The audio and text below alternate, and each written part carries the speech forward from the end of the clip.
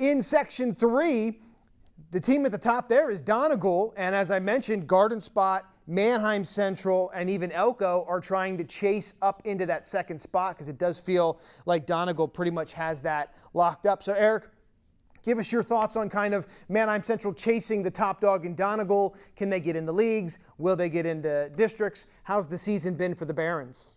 Well, this is where I like the fact now you're playing your section opponent 3 times, because once we reach the finish line, if there's a lot of ties within the standings, now we go to the head-to-head, and that will then separate who makes it and who doesn't. So I think that alone is a tie-breaking option that maybe the league was looking at when they decided to go to these to this format where you're playing your section opponent 3 times in 1 year. Although that's changing next year. They're going back to just twice a season. So I kind of like it. It's still so much up for grabs because we still have games tomorrow, Friday, and of course we're going to see Manheim Central on Monday. So, if you're a baseball fan, you can't ask for a better scenario for it to come down, to possibly the final day of the season to see who makes it.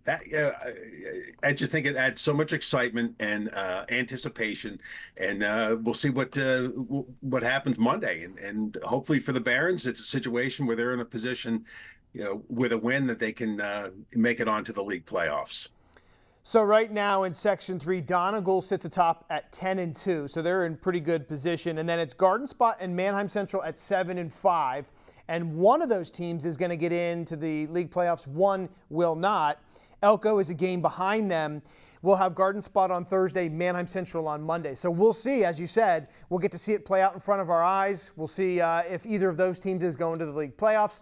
Just a reminder, league playoffs is next Thursday on the 9th of May. That is when the quarterfinals will happen. All of the section champions will host those matchups, and we will hopefully have one of those games for you.